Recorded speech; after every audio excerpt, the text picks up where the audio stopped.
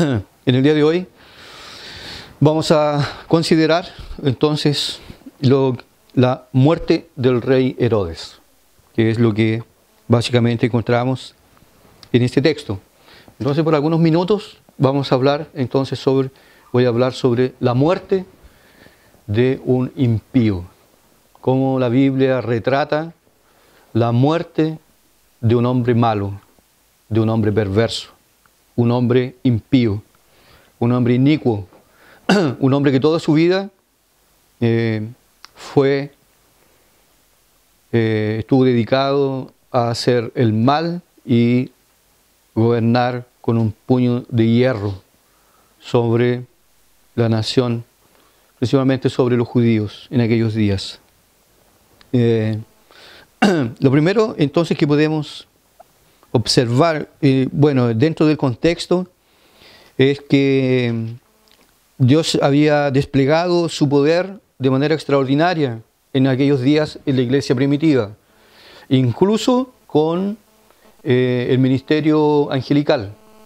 Ángeles estaban en aquellos días, también aparecieron para poder fortalecer, librar a los discípulos. En este caso Pedro, Jacob había sido asesinado por este rey Antipas I, el rey Herodes, Antipas I, nieto del rey Herodes el Grande, que fue aquel que cuando Jesús nació, entonces se preocupó en matarlo.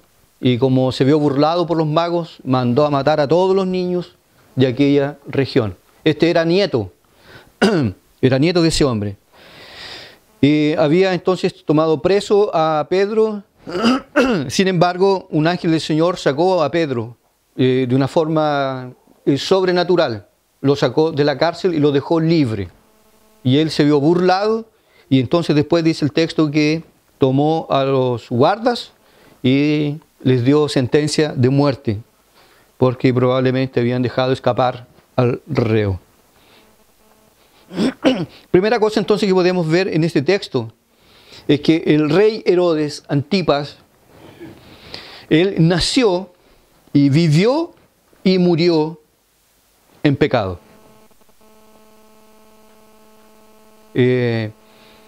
Y esto también es un retrato de la triste historia de muchos pecadores. Y sería la historia de todos, no fuese la gracia y la misericordia de Dios, que ha intervenido para salvar a algunos de ellos, que tanto como el propio Herodes han hecho el mal ante los ojos de Dios. Herodes Antipas entonces, él nació, vivió y murió una vida en pecado, viviendo una vida de pecado y de maldad. Este rey, el rey Herodes, se considera por los estudiosos como un hombre muy violento, sanguinario y cruel. Incluso la dinastía de los Herodes, por ejemplo, ellos se quitaban las mujeres entre ellos, entre hermanos. Recuerde que Juan el Bautista a Herodes el tetrarca le dijo que no era lícito que él tuviera la mujer de su hermano. Y entonces Herodías pidió que se le cortase la cabeza. Era gente sanguinaria, mataban si ellos se sentían amenazados por alguien dentro de la dinastía que les pudiese usurpar el poder. Ellos mandaban a matar todo, fuese hermano, mamá, tío, abuelo, incluso hijos, mataban. Ellos fueron muy violentos, sanguinarios y fueron muy crueles. Bueno, fueron los inventores de la muerte en una cruz, que era la muerte más terrible. Había otro tipo de muerte que en aquellos días se aplicaba a aquellos criminales violentos, que era la llamada la empalación, donde ellos tomaban una estaca y la enterraban, y en el extremo arriba le sacaban punta, como si fuese la punta de un lápiz, le sacaban, y entonces tomaban al criminal y lo sentaban, le sacaban le sacaban sus ropas y lo sentaban allí, en aquel palo, y lo bajaban, hasta que la estaca llegase literalmente a la cabeza del criminal. Pero ellos descubrieron que era una muerte muy rápida la que se le aplicaba al reo, de que no había tortura, de que a medida que la persona estaba siendo empalada, la persona moría rápidamente. Entonces inventaron la muerte de cruz, que fue la muerte mucho más violenta, más cruel y más sanguinaria de todo el tipo de muerte que se aplicaba en aquellos días. Y ellos fueron los responsables por aquello. Nuestro Señor murió en una cruz. Además que era considerado por la ley que todo aquel que muriese en una cruz es una persona maldita.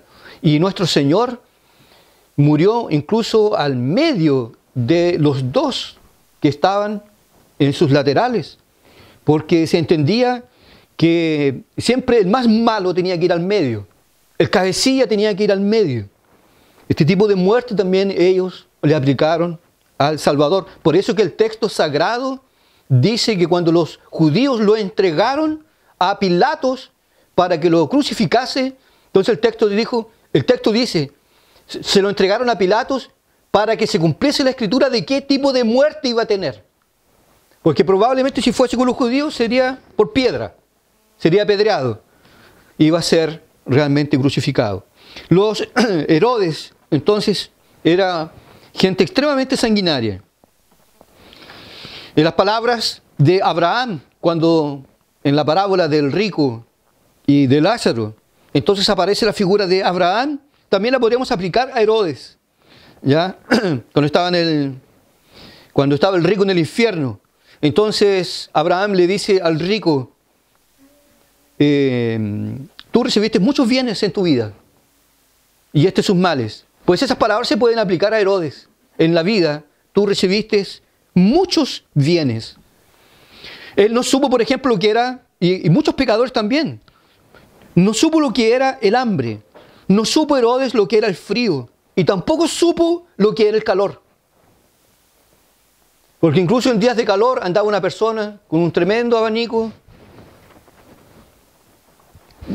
Sencillamente a veces incluso se daba el trabajo de poco estirar las manos para poder coger algún tipo de alimentos y llevárselos a la boca, porque lo tenían todo y estaban todos, 20, 30 personas a disposición de ellos, con todos los platos, todo servido. No supo lo que era hambre, frío, calor, nada. Se vestía, como también dice aquella parábola, este hombre se vestía de púrpura y de lino fino y hacía banquete cada día con esplendidez. Esa fue la vida de este hombre. Poder.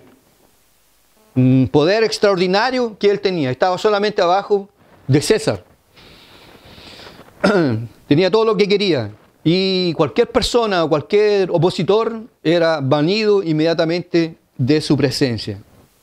Bastaba ser así y la persona sería entregada a las fieras, a los animales, o a veces tener una muerte tan cruel como la muerte en una cruz. Este Herodes persiguió a la iglesia. De repente le dio por perseguir a la iglesia. Y viendo él que eso le había agradado a los judíos, entonces él fue y mató a Jacob. Y cayó más todavía en la gracia del pueblo. Y fue y decidió prender a Pedro. Es decir, en este hombre no había ningún tipo de temor a Dios. Dios probablemente para él era el refugio de los débiles, un mito, algo que no existe. Eso era para él. Vivía y vivió sin Dios. Persiguió a la iglesia, maltrató a los discípulos del Señor, mató a Jacob, colocó en la cárcel a Pedro. Mató a los guardas que custodiaban a Pedro. Y un día señalado, entonces dice la palabra, y él haciendo todo eso, un día salió a hacer un discurso, a los judíos. Y entonces dice el texto sagrado que los empezó a arengar, probablemente por el problema que había entre Tiro y Sidón con la vinculación con el rey. Los de Tiro y de Sidón eran abastecidos, recibían alimentos de parte del rey. Y como el rey estaba enojado con ellos, le había cortado la ayuda. Entonces vinieron los de Tiro y Sidón, mandaron una comisión pero ¿cómo llegar al rey si está enojado? Entonces sobornaron a Blasto y a través de Blasto, que era un camarero de confianza, llegaron al rey. Y probablemente el rey Herodes no les dio a esa comitiva, no les dio la respuesta. ¿Se le iba a dar mantenimiento o no? Voy a hacer un discurso y ahí en público voy a decir si sí o si no. Entonces, un día, dice el texto, en un día señalado, Herodes, vestido de ropas reales, se sentó en el tribunal y empezó a arengar, a discursar de una forma inflamada. Y las personas que estaban allí empezaron a atribuirle gloria.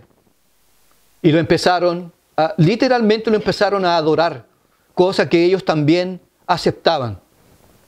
Y el pueblo entonces empezó a gritar, dice el texto original, voz de dioses, con minúscula. En nuestro texto dice voz de Dios, pero dice el texto original, voz de dioses y no de hombres. Y él no reprendió, no hizo lo que hizo Pablo cuando llegó a la ciudad de Éfeso, cuando dijeron que era un dios, que era Júpiter. Y él dijo, no, hermanos, y rasgó sus vestidos. No, nada de sacrificio aquí.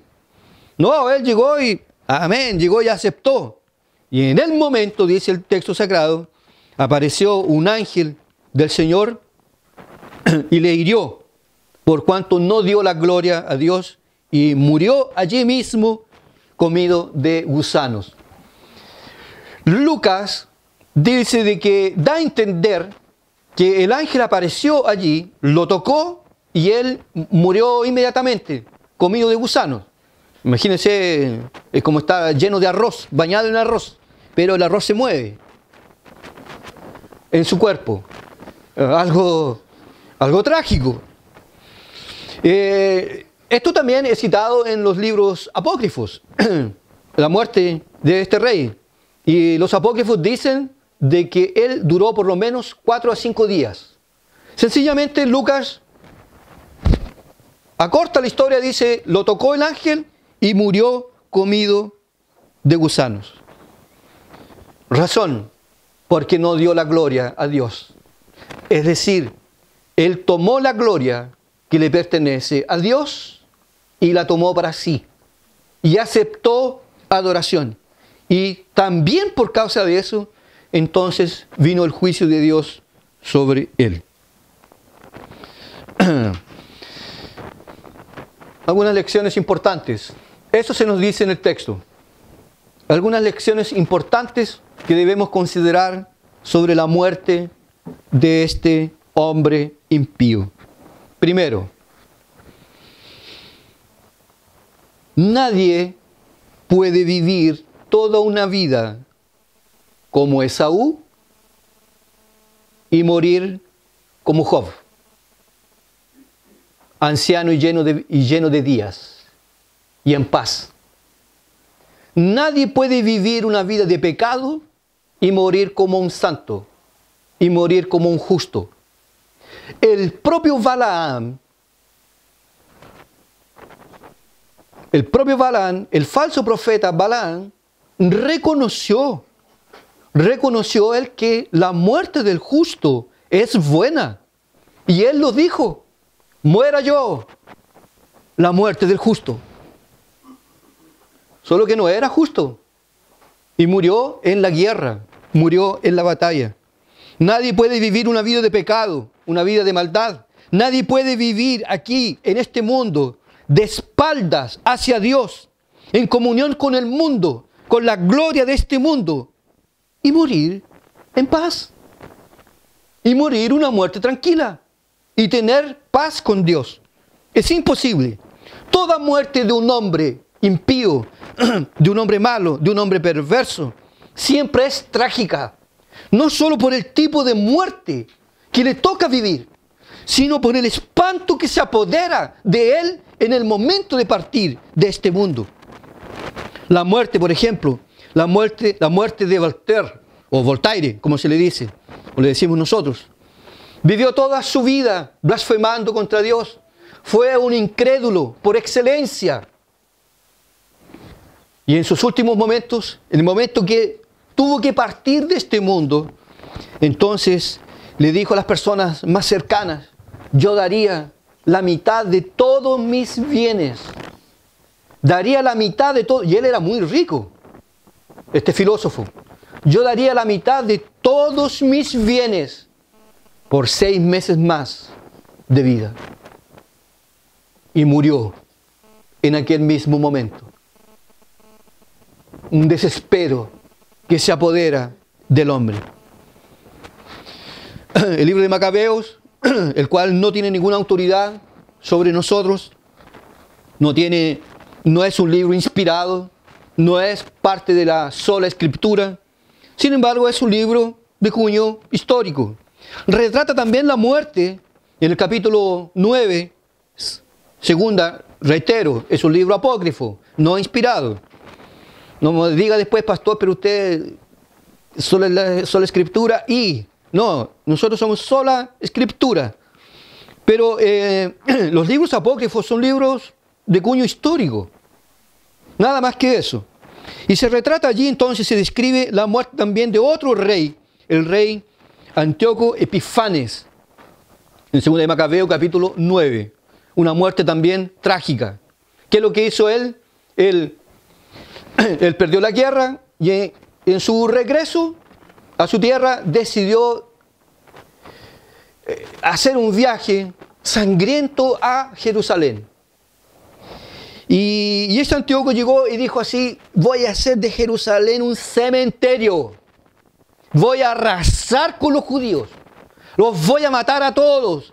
No va a escapar nadie. De arriba a abajo, de ancianos a niños. Van a morir todos. Todos van a morir. Porque tengo poder para eso. Y estaba furioso. Y cuando él fue en ese viaje a hacer eso, le vino un terrible dolor en su colon, en su vientre. Le vino un terrible dolor. Las tripas o el intestino se le retorció y mal podía andar. Y él lógicamente llamó a sus médicos. Y esta cosa fue avanzando. Se empezó a pudrir. Literalmente se empezó a pudrir vivo. Y dice el relato, dice que los gusanos se le veían en su propio vientre. Y que el dolor que él tenía era un dolor infernal. Y que incluso cuando un día determinado, estando ya tristemente enfermo, pasó delante de sus tropas y dice el texto que el propio ejército se dio la media vuelta porque el olor que tenía era un olor insoportable. Y él reconoció que eso le había venido de parte de Dios porque él se había levantado contra el pueblo de Dios. Nadie puede vivir en pecado, en maldad, y esperar morir en paz, esperar morir en comunión con Dios. Es imposible. Un hombre que vive en pecado, que nace en pecado, que vive una vida de pecado y de maldad, sus últimos días serán días trágicos, serán días tristes. Y no solamente por el tipo de muerte que le toca vivir, no solamente por ello, sino también por el espanto espiritual que se apodera de ellos. Goethe lo decía antes de morir. Toda su vida, este filósofo alemán, toda su vida blasfemando contra Dios. Y en los últimos segundos de su vida empezó a gritar: luz, luz, luz, más luz, más luz, más luz. Estoy en tinieblas, más luz. Y se fue de esa forma y de esa manera. El propio Friedrich Nietzsche Blasfemó toda su vida contra Dios, siendo hijo de pastor y siendo su abuelo un pastor luterano. El abuelo y su padre eran pastores luteranos. Pero Nietzsche no quiso nada con el Evangelio. Escribió un libro llamado El Anticristo, donde él exalta el llamado el superego. El hombre es un ser extraordinario. Y lo más glorioso que tiene el hombre es el superego. Odiaba el Sermón del Monte. Porque en el Sermón del Monte, bienaventurados los mansos, bienaventurados los humildes. Dios está muerto, dijo. Sus últimos 11 años de vida fueron días trágicos. Perdió la cordura, perdió la razón y murió como un perro en las calles de Turín. Ahí lo encontraron un día, muerto, fallecido. Hermanos, cuando un hombre decide levantarse contra Dios, decide blasfemar contra Dios, decide hacerle el mal al pueblo de Dios, Dios se levanta. Dios se levanta y Dios puede juzgar y Dios puede condenar. Y la muerte de estos hombres fue trágica. Nadie puede vivir toda una vida como Esaú y esperar morir como un Job. Es imposible. Segunda lección. Segunda lección que aprendemos de la muerte de Herodes. Nadie jamás puede escapar del justo juicio de Dios. Aunque este juicio demore, ciertamente un día llegará. Ciertamente un día llegará. Dios los va a alcanzar. Su mano no retardará su promesa. Su espada ya está lista, desenvainada, lista para cortar y destruir sus enemigos. Sí, hermanos, sabemos por la palabra de Dios que Dios es bueno, que Dios es justo, que Dios es piadoso, que Dios es misericordioso, que Dios es benévolo, que Dios es longánimo y paciente. Pero al mismo tiempo que ocurre eso, vemos en la Biblia que Dios es fuego consumidor, que Dios se venga de sus enemigos. Ahí tenemos el caso de los egipcios que persiguieron al pueblo de Dios y murieron todos ahogados por la justa mano de Dios. Porque Dios es justo. Y porque Dios, tanto en el Antiguo cuanto en el Nuevo Testamento, ha manifestado su justicia para con hombres malos, con hombres perversos. Todos los malos mueren de una forma trágica, de una forma espantosa, con un miedo terrible de lo que vendrá después. Y un día la mano de Dios caerá sobre ellos y los devorará y los destruirá y serán todos condenados, porque nadie puede escapar del justo juicio de Dios. ¿Cuándo iba a pensar Herodes que un ángel lo iba a tocar en público después de hacer un tremendo discurso y de aceptar la gloria del pueblo? ¿Cuándo él iba a pensar que iba a ocurrir eso? Sin embargo, la justicia de Dios, la mano de Dios fue contra él, porque nadie puede blasfemar contra Dios y escapar de la justa ira de Dios. Incluso la condenación de un hombre en el infierno es la demostración más clara de la misericordia de Dios en mandarlos al infierno, porque Dios los castiga y los pune. Imagínense que pecadores, impíos, rebeldes, como Herodes, estuviesen vivos para siempre. Si el mundo estuviese lleno de Hitlers y de hombres, otros hombres sanguinarios y crueles que tenemos en este mundo, si ellos no muriesen nunca, la muerte de un impío también es un acto de misericordia de la parte de Dios. Porque el texto sagrado va a decir, murió este hombre comido de gusanos. Y la iglesia crecía y prosperaba y avanzaba, porque la mano de Dios fue contra sus adversarios. Nadie puede escapar del justo juicio de Dios. Nadie. Nadie se podrá esconder de la mano de Dios. Nadie podrá decir, y los montes los montes caigan sobre mí, y los árboles, y los collados, y yo escaparé de su mano, y no podré enfrentarme con él, porque soy más rápido que Dios, porque soy más veloz que Dios, porque sé mucho más que Dios. Jamás su mano me alcanzará. Y el texto sagrado dice que Dios en algunos momentos se ríe de los malos y los prende, los captura en su sabiduría. Y así entonces envía su juicio conforme a su soberana voluntad. Tercera cosa que podemos aprender de la muerte del rey Herodes. Qué tragedia es para el hombre vivir en esta tierra hecha por Dios. Isaías dice que fuimos hechos para su gloria. Fuimos hechos para su gloria, para la alabanza de su nombre. Qué triste es nacer, vivir,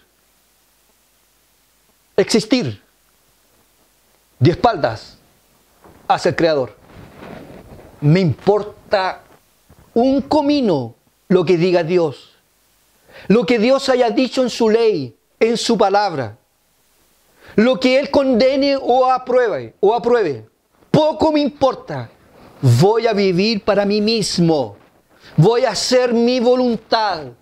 Seré reo de mis caprichos. Todo lo que yo tenga gusto y placer, lo daré, lo haré.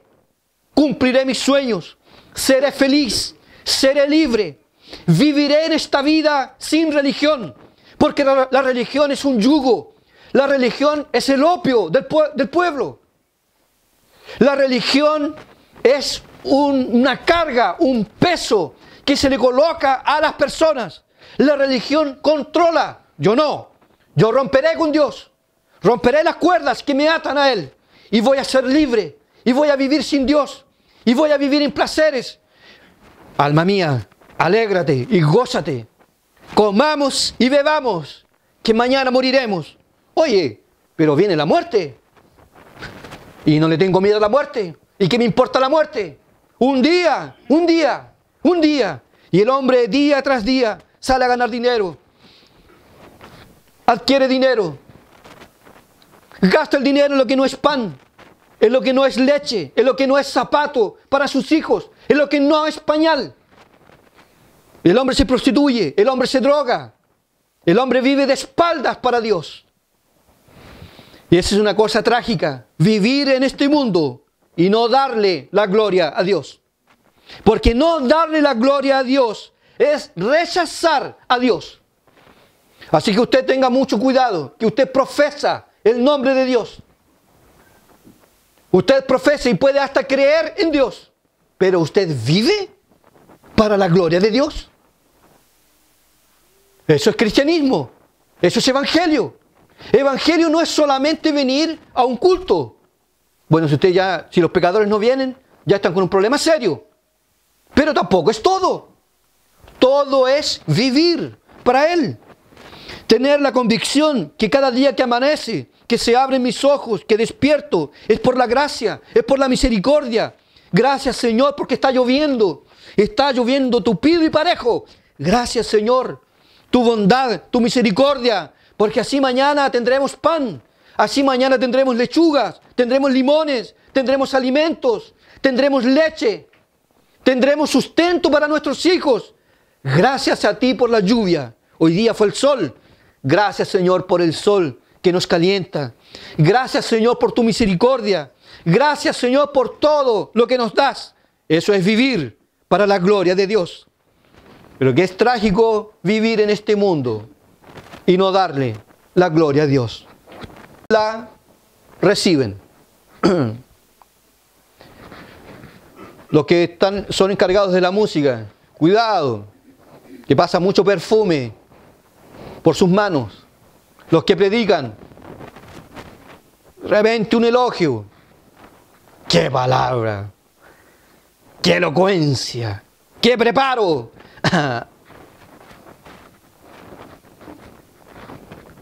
Es lo que hay, así como humilde, es lo que hay, es lo que hay. Está recibiendo gloria, está aceptando. Bueno, nosotros deberíamos decir al Señor la gloria, porque ni siquiera ni originales somos. Porque nos copiamos unos con otros. O si nosotros, voy a estudiar, pero ¿a estudiar qué? Lo que alguien ya escribió. O usted aquel que se encierra y una revelación. Una voz que me hable, que me diga, anda por allí y hace esto y esto otro. Entonces la gloria siempre es de Dios. En todo. Si Él nos usa, si Él hace algo, si podemos consolar a alguien, si podemos alejar a alguien del mal, del infierno, la gloria es de Dios. Pero algunos la retienen. Y Dios no divide su gloria con pecadores. Allá va Jesús, camino a Jerusalén, montado en un pollino. Y todos decían, bendito el que viene en el nombre del Señor. Usted está pensando que el burro iba diciendo,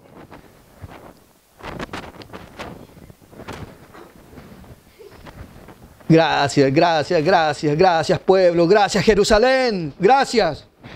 El burro ya con la cabeza agachada. La gloria es el que va arriba.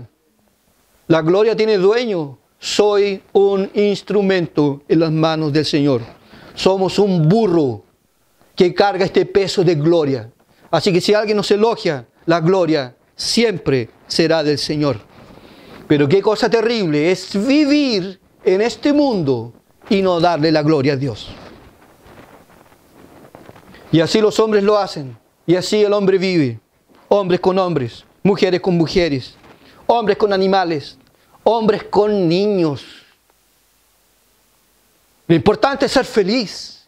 Lo importante es que usted se realice como persona. Y vamos a acabar con la religión. Vamos a hacer que los cristianos se callen. De esta forma viven los impíos. De esta forma, blasfemando. Y es cosa trágica no darle la gloria a Dios. Por eso el apóstol Pablo cuando escribe, todo viene de Él. A Él, solamente a Él, la gloria, la honra, la alabanza, la adoración, la gratitud. Solo a Él, porque solo a Dios le pertenece. En el libro de Apocalipsis, capítulo 4 y 5, tenemos una descripción, una ventanilla donde tenemos una visión de la adoración celestial. Y aquel que estaba sentado al Cordero fue digno de recibir la honra, la gloria, la adoración, la sabiduría, el imperio sempiterno, porque solo Él es digno. Dice el texto, se empezaron a abrir los rollos y en un momento nadie era digno. Y decía Juan que lloraba mucho porque nadie era digno, hasta que llegó el Cordero de Dios que quita el pecado del mundo. El único digno de recibir honra, recibir gloria, recibir adoración, recibir gratitud. ¿De quién es su corazón? ¿A quién le pertenece? ¿Cuáles son los motivos que le impulsan a orar, a buscar, a leer, a crecer, a traer otros a Cristo? ¿Cuál es? ¿No es la gloria de Dios? Para que el nombre del Señor Jesucristo sea glorificado. Y no andar tonteando diciendo, me gané otra perlita para mi corona. Tengo otra perlita y tengo varias perlitas. En cuarto lugar, aprendemos de la muerte de este hombre impío que la Biblia afirma categóricamente que entre nosotros y la muerte, porque esta fue una muerte, una interrupción de la vida, pero fue algo rápido, inesperado. La Biblia afirma claramente que entre nosotros y la muerte hay apenas 45 centímetros. Hay apenas un paso. Y esto lo dijo el rey David. Entre mí y la muerte hay apenas un paso. Por eso que la Biblia con tanta urgencia habla sobre la finitud del ser humano. Cómo somos frágiles. Usted está lleno de proyectos. Lleno de proyectos. Mis hijos, mi matrimonio, mi trabajo, mi casa, viajar, estudiar, conocer. Pero si está escrito de ti que hoy, de hoy, no pasas. Ah, es que tengo que casarme primero. ¿Quién dice eso? ¿Quién? Hoy llegó el día. Llegó la hora. No pasaremos un segundo más en esta tierra. Y la muerte es algo seguro, pero de cierta forma es incierta para el hombre. Por eso que el propio Señor Jesucristo, cuando dice que un hombre, al hablar, dice que un hombre empezó a sembrar y después empezó a cosechar y empezó a enriquecerse. Y dijo entonces, alma mía, los almacenes, los galpones se han hecho poco, son chicos, hay que aumentar. Y aumentó, aumentó y aumentó. Y metió toda la cosecha dentro. Y Jesús termina diciendo, necio, esta noche vienen por tu alma. Lo que tú has dejado, ¿para quién quedará? Conocí por muchos años un hombre que dedicó toda su... nada, nunca quiso nada con Dios. Su mujer sí, pero él no quiso nunca nada con Dios. Y su vida eran las vacas, los animales, el ganado. Y el hombre ya estaba teniendo hasta casi ya cara de vaca, de tanto andar con ellas. Menos de un mes, una enfermedad lo tocó y murió. Dejó no sé cuántas vacas. Ni las vacas pudieron salvarlo. Se fue, se acabó. Y la hermana recibió la bendición de administrar todo eso. ¡Qué necio es el hombre! Por eso dice el Señor, hoy vienen por tu alma. Ah, es que tengo nietos que cuidar. No es que tengo hijos. No es que tengo esto. No. La muerte no dice, ah, aquí no. Aquí todavía no. Si el Señor lo ha decretado, debemos partir. Y un día tendremos que dejar. Puede ser camino a Temuco. ¡Wow! En vez de ir a una conferencia, vamos al cielo. Amén. Que así sea. Está ahí. Es algo vivo y permanente. Y el cristiano es alguien que dice siempre, si hoy es mi día, Señor, que yo esté preparado. Pero qué trágico es cuando el hombre parte y no tiene a Dios. Hasta su propio rostro devela cómo se fue en rebelión con Dios. Y no sirve de nada que los vivos y los familiares digan, no, si le gustaban las alabanzas. Le gustaba escuchar Marcos Witt cuando trabajaba y martillaba. Le gustaba escuchar a Har. Jesús Adrián Romero, Har. Le gustaba escuchar a Gilson. Debe estar ahora con Gilson, pero no en el cielo. No es porque haga ciertas cositas en el día de la muerte, porque parece que cuando mueren todos son ángeles, todo era un buen vecino, era una buena mujer, era trabajadora, y cuando estaba viva, la cosa era diferente. La Biblia nos habla sobre el día de nuestra muerte. La cosa es si estamos preparados. La cosa es si nosotros estamos preparados para enfrentar al gran juez, que lo sabe todo. Sencillamente Él, y aparece toda nuestra vida, y aparece por el lado derecho y el lado izquierdo una centena de testigos.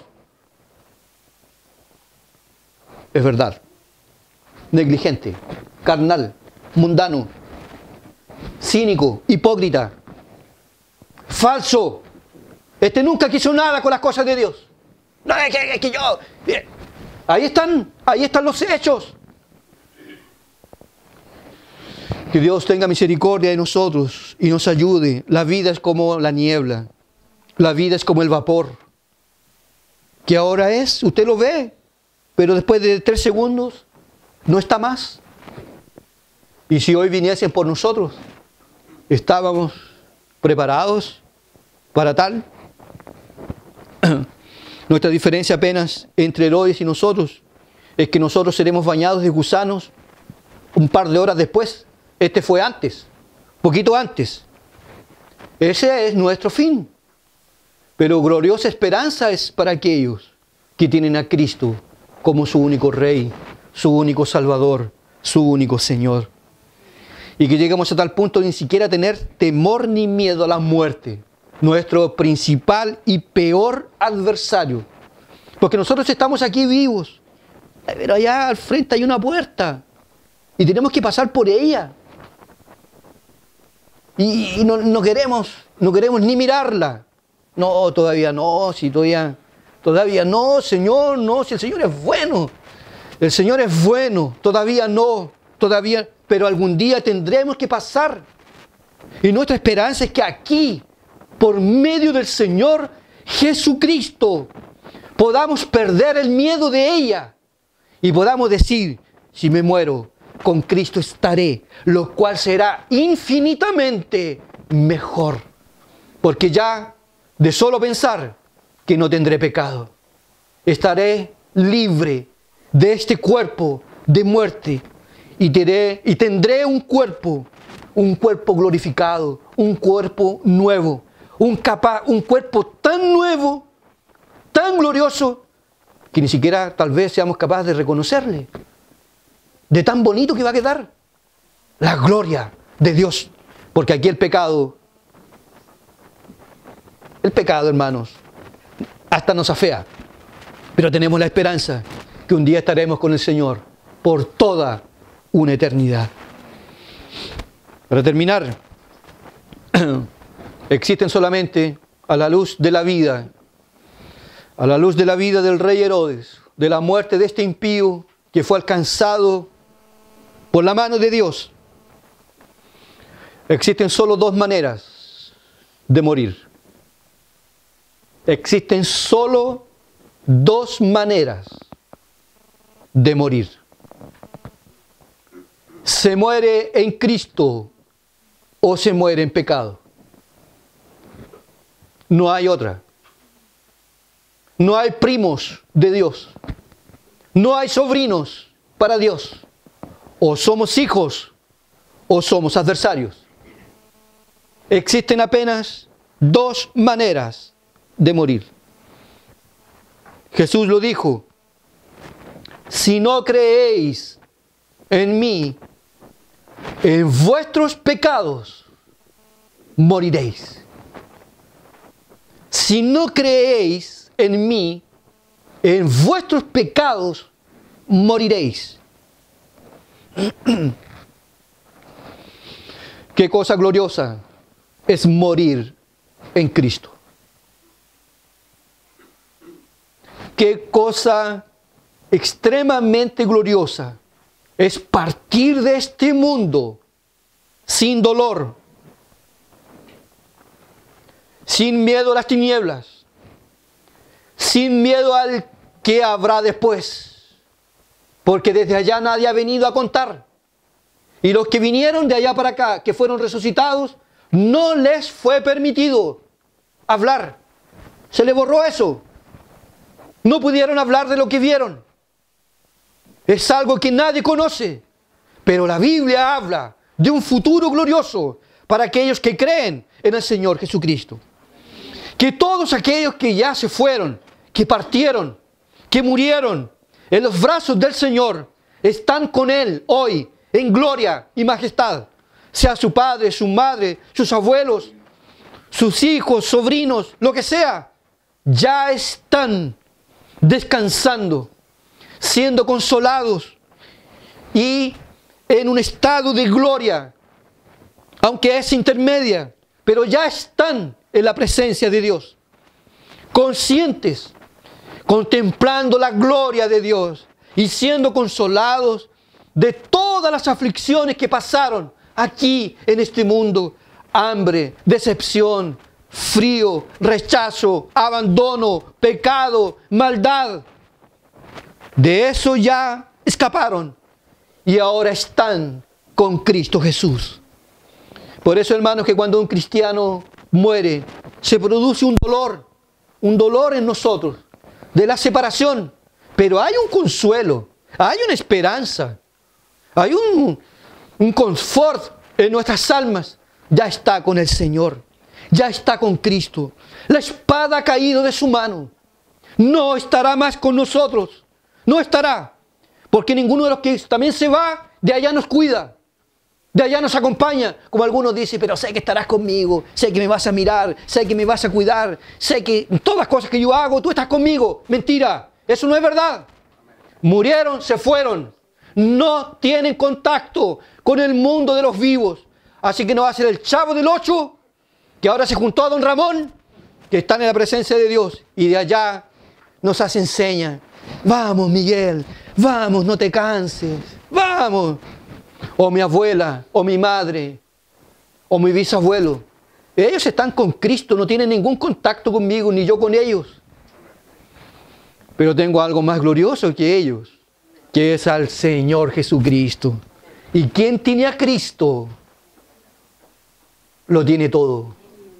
Cristo en vosotros, la esperanza de gloria.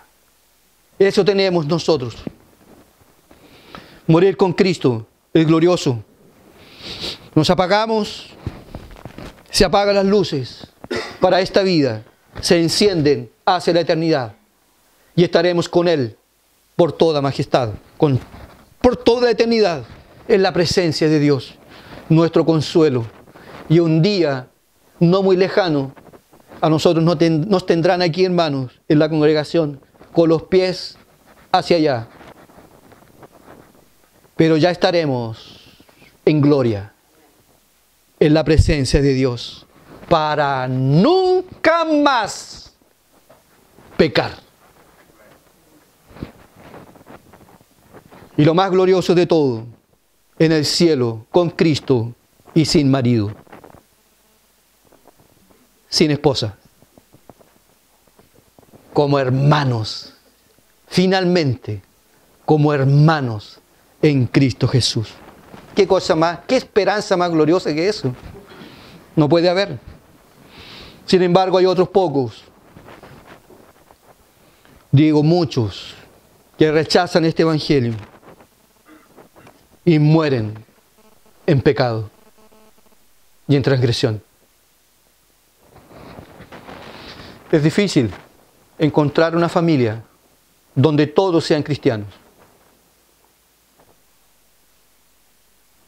De arriba de tatarabuelos, bisabuelos, abuelos,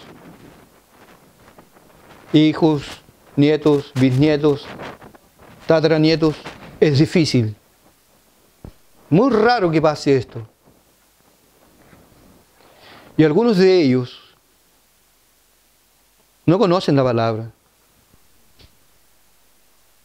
Y no la conocen y no tienen comunión con Dios. He escuchado a algunos que dicen, pregunto, ¿sus hijos conocen al Señor? Sí, pastor, gracias a Dios que lo conocen. No le sirven, pero le conocen. Más trágico aún. Más trágico. Lo conocen, pero no le sirven. Lo conocen, pero no les sirven. Jesús dijo, si no guardáis mi palabra, no tenéis parte conmigo. Si no coméis mi carne, no tenéis parte conmigo. Hay algunos que lo conocen.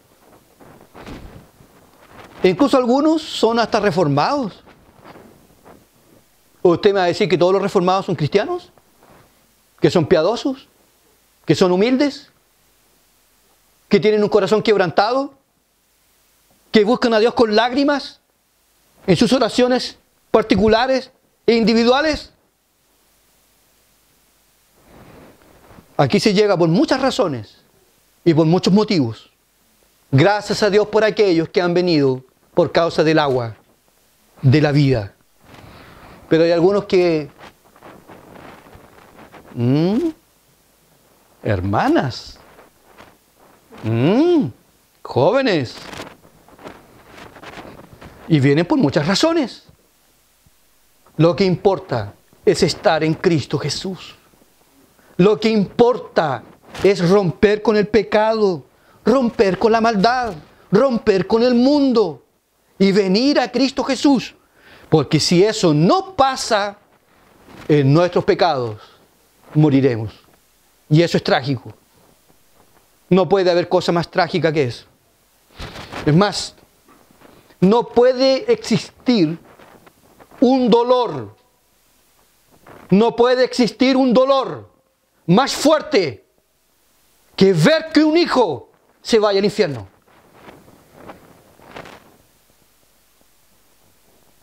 No puede haber. No puede existir. Aunque todos digan, no, si era bueno, no, si era bueno, era un buen cabro, era una buena niña, trabajadora. Pero usted sabe que no. Que lo principal no tenía. Hay que llorar. Hay que clamar. Salva a mis hijos. Salva. Salva a mis hijos. La viuda. La viuda. ¿Se acuerda? La viuda y el juez injusto. Dame el pan. Dame esto. Juzga mi causa. Salva a mi familia. Salva a mi familia. Salva a mi hermano. Salva a mi hermano, Señor. Salva a mi hijo. Porque una vez lanzado en la condenación eterna, es irreversible el cuadro. Nadie puede salir de allá. Y aunque pasasen 1000 años, 1000 eras, 1000 siglos, y Dios abriera la puerta del infierno, no habría esperanza para ellos. Porque la palabra de Dios es fiel y no falla. Y el Maestro lo dijo, aquellos que no creen ya están condenados. Pero nosotros no sabemos quiénes finalmente serán salvos. Pero sí podemos clamar, sí podemos suplicar, sí podemos orar.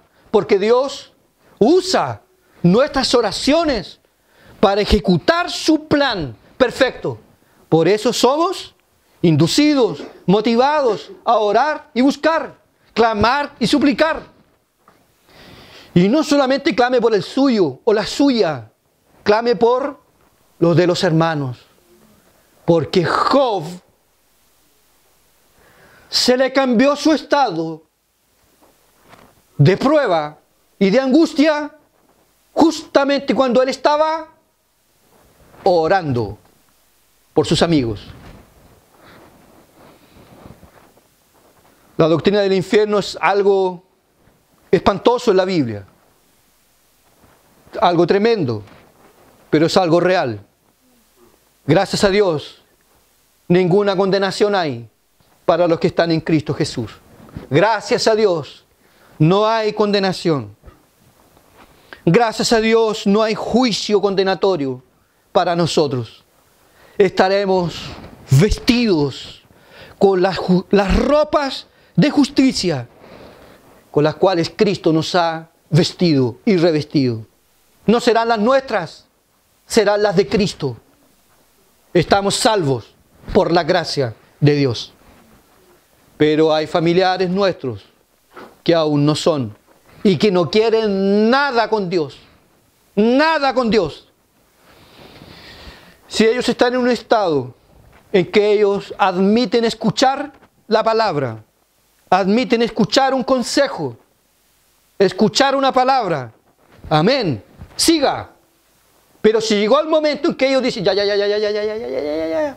empezamos ya empezamos con el sermón y no quieren escuchar más, hay algo que ellos no pueden impedir y no pueden evitar: nuestras oraciones. Sálvalos, sálvalos, sálvalos para la gloria de tu nombre.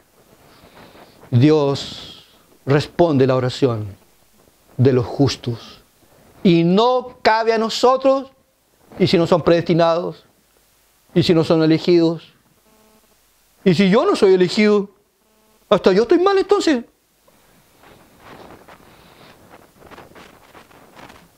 A usted no le cabe meterse en ese terreno. Haz tu voluntad y cumple tu decreto para la gloria de tu nombre. Que Dios nos ayude, hermanos. Que su muerte, que la mía, sea la muerte del justo. Y que trágico y terrible será la muerte de un impío, pero será justa, será merecida. La ira de Dios sobre ellos. Y no tienen excusa. No es que no me dijeron, no es que no sabía. Mira, mandé la ley. Te puse en un mundo donde todo el mundo habla de mi gloria. El cielo habla de mi gloria. Mandé a mi hijo. Mandé predicadores. Te puse cerca una iglesia. No hay disculpas. No hay disculpas. Que Dios nos ayude, nos fortalezca. Que sigamos firmes. Uno, como dice Israel, hermanos, unos domingos más, unas cenas más, un par de sábados más, y ya estaremos con el Rey de Reyes y Señor de Señores. Falta poco tiempo. Y los que están perdidos, que Dios pueda salvarlos, para que glorifiquen a Dios y le den las espaldas al mundo y con sus rostros estén mirando la Nueva Jerusalén. Amén.